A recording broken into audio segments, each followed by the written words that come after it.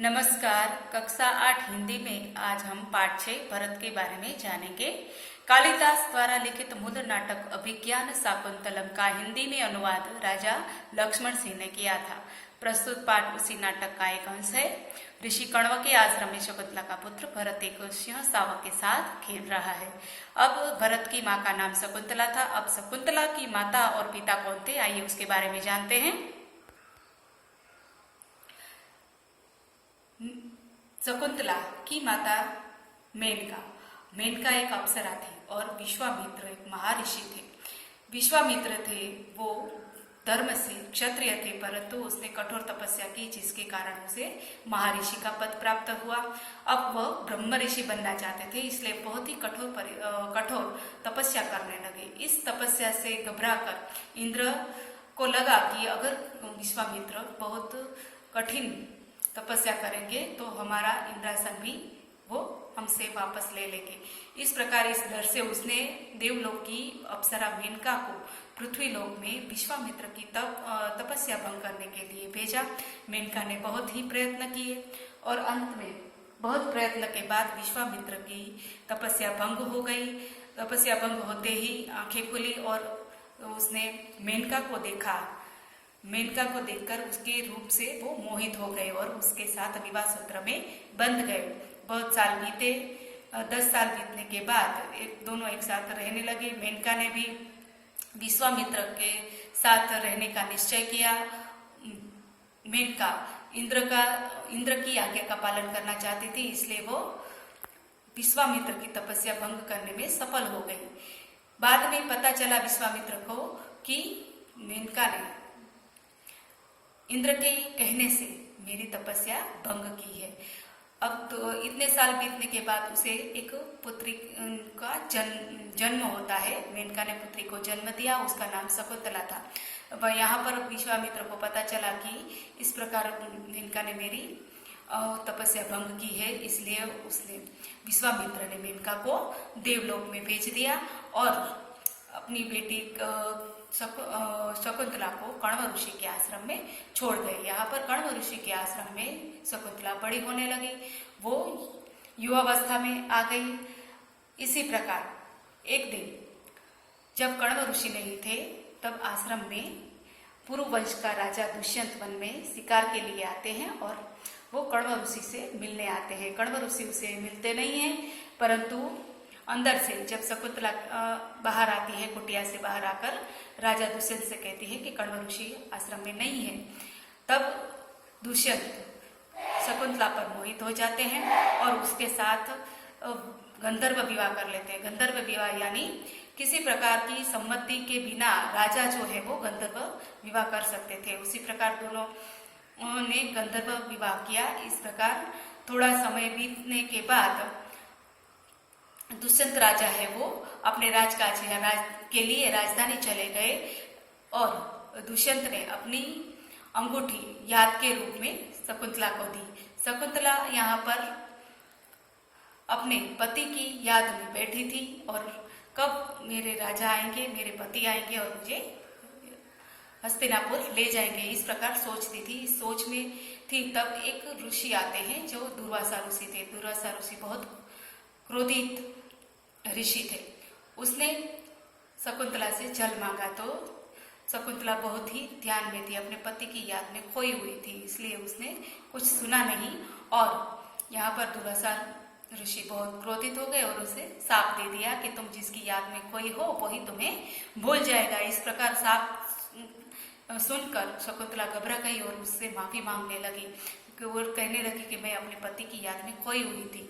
परंतु दुर्वासा मुनि ने उसे श्राप दे दिया था, इसलिए मुनि ने कहा, दुर्वासा ऋषि ने कहा कि अब मैं अपना श्राप वापस नहीं ले सकता, परंतु कोई भी ऐसी चीज होगी जिसे याद कर वो तुम्हें याद कर सकता है। इस प्रकार से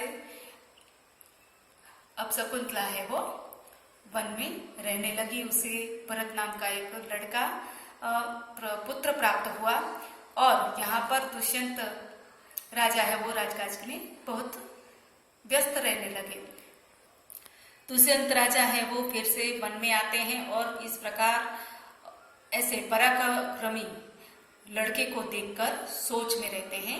यही दृश्य है वो हम आगे पाठ में देखेंगे। पाठ के जो पात्र हैं, बालक भरत, तपस्विनी पहली और तपस्विनी दूसरी और राजा दुष्यंत। इस प्रकार दृश्य पहला शुरू होता है। ये दृश्य पहला है कि एक बालक सिंह के बच्चे को घसीटते हुए लाता है और दो तपस्विनियां उसे रोकती हुई आती है। राजा दुष्यंत पेड़ की ओर उन्हें देख रहा है।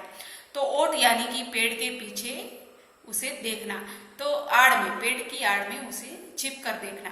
तो इस प्रकार दुष्यंत देख रहा था। बालक, अरे सिंह, तू अपना मुंह खोल, मैं तेरे दांत गिनूंगा। बालक है वो भरत है। भरत सिंह के दांत गिनना चाहता था। पहली तपस्विनी उसे आकर कहती है, ए हठीले बालक, हठीले यानी जिद्दी, तू वन के पशुओं को क्यों सताता है? हम तो इन पशुओं को बाल बच्चों के समान रखती हैं। तेरा साहस बढ़ता जा रहा है। तेरा नाम ऋषियों ने सर्वदमन रखा है, सो ठीक ही है। सर्वदमन यानी सबका दमन करने वाला। इस प्रकार ऋषियों ने उसका नाम सर्वदमन रखा था। अब दुष्यंत इनकी बात सुनकर स्वयं से यानी अपने आप से बातें करता है। आहा, क्या कारण है कि मेरा स्नेह इस बालक की ओर उमड़ रहा है? दूसरी तपस्विनी, जो तू इस बच्चे को छोड़ न देगा तो सिंहनी तुझ पर दौड़ेगी। दूसरी तपस्विनी जो है वो भरत से कहती है।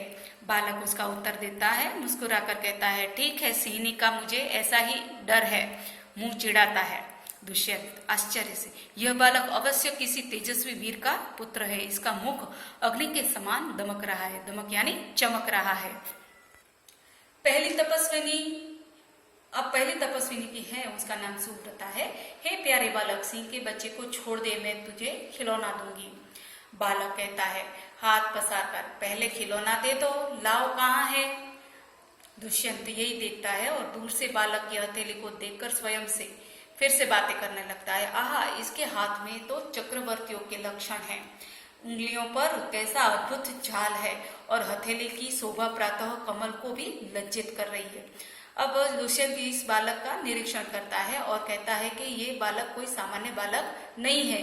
उसके चक्रवर्तियों जैसे लक्षण है। चक्रवर्ती यानी समुद्र तक की पृथ्वी पर विजय पाना, तो इस प्रकार से उसे चक्रवर्ती कहा जाता है।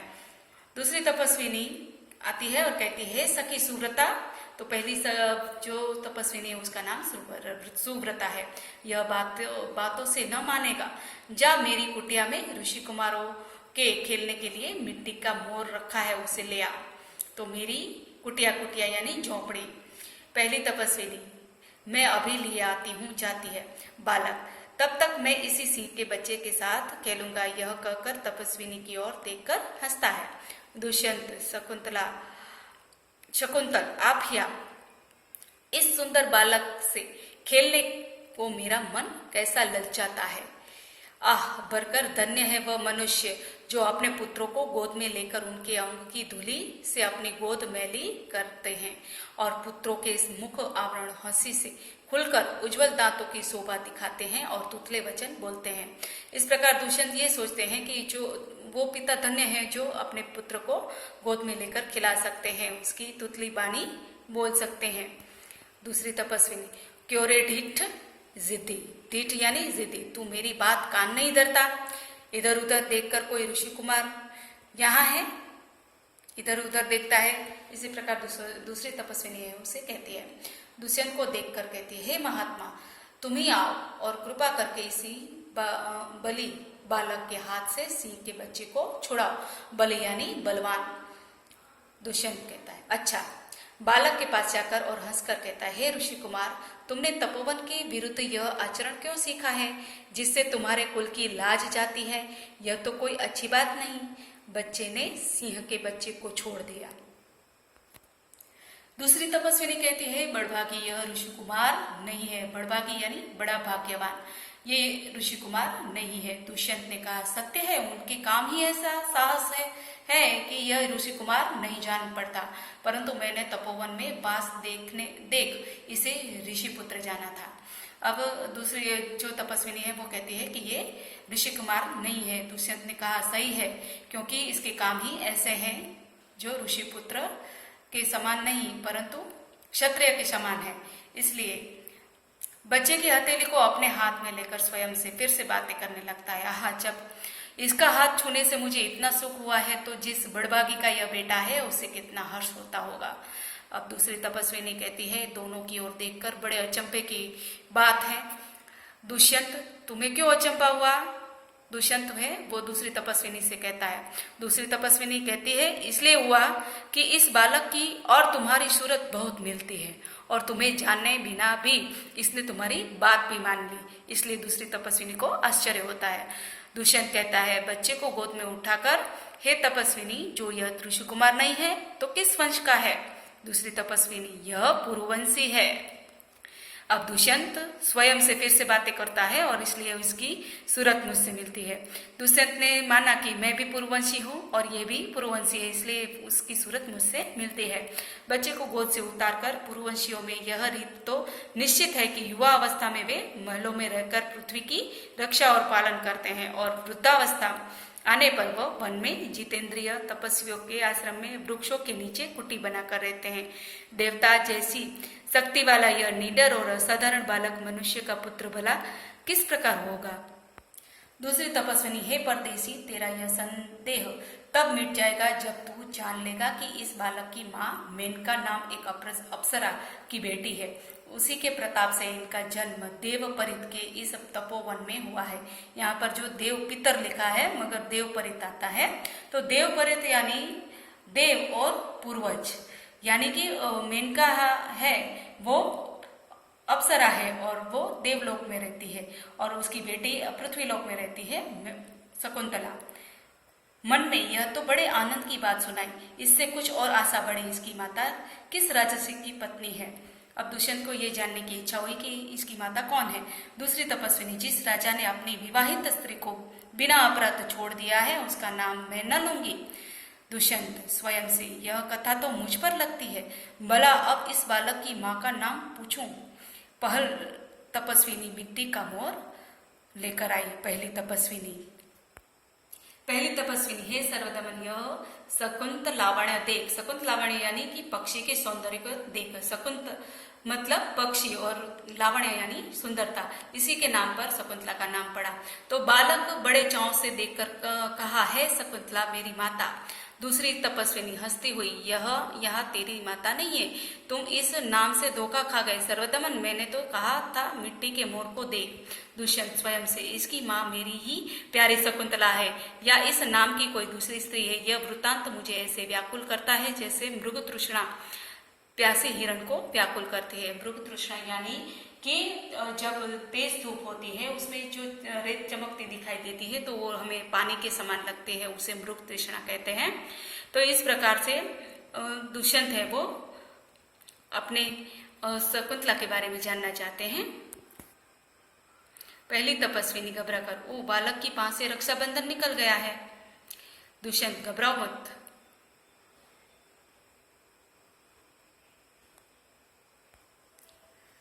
जब यह नाहर से खेल रहा था तब इसके हाथ से गिर गया था, सो वह पड़ा है, मैं उठाकर दिए देता हूँ। उठाने के लिए झुकता है। दुष्यंत उठाने के लिए झुकते हैं तो पहली तपस्विनी कहती है कि अरे अरे मत उठाओ, इसे मत छूना। तो दूसरी तपस्विनी, ओ इसने तो उठा लिया। दोनों एक दूसरे को आश्चर्य से देखती है। दुष्यंत, यह लो, परंतु यह कहो कि तुमने मुझे इसे उठाने के लिए क्यों रोका? दूसरी तपस्विनी कहती है, इस रक्षाबंधन का नाम अपराजित है। जिस समय इस बालक का नामकरण हुआ था तब महात्मा मरीचि के पुत्र कश्यप ने यह धागा दिया था। इसका गुण है कि कभी यह धरती पर गिर पड़े तो इस बालक के माता पिता को छोड़कर इसे कोई दूसरा नहीं उठा सकता। दुष्यंत, और जो कोई उठा ले तो क्या होगा? तो पहली तपस्विनी कहती है कि तो यह तुरंत सांप बनकर उसे डसता है। दुष्यंत, तुमने कभी ऐसा होते देखा? पहली तपस्विनी, अनेक बार। तो दुष्यंत प्रसन्न होकर, तो अब मेरा मनोरथ पूरा हुआ, मैं क्यों ना आनंद मनाऊं। बालक को गोद में ले लेता है और पर्दा गिरता है। दुष्यंत को पता ही चल जाता है कि भरत मेरा ही पुत्र है। इस प्रकार यह पाठ पूर्ण होता है। चलो बच्चों, बाय।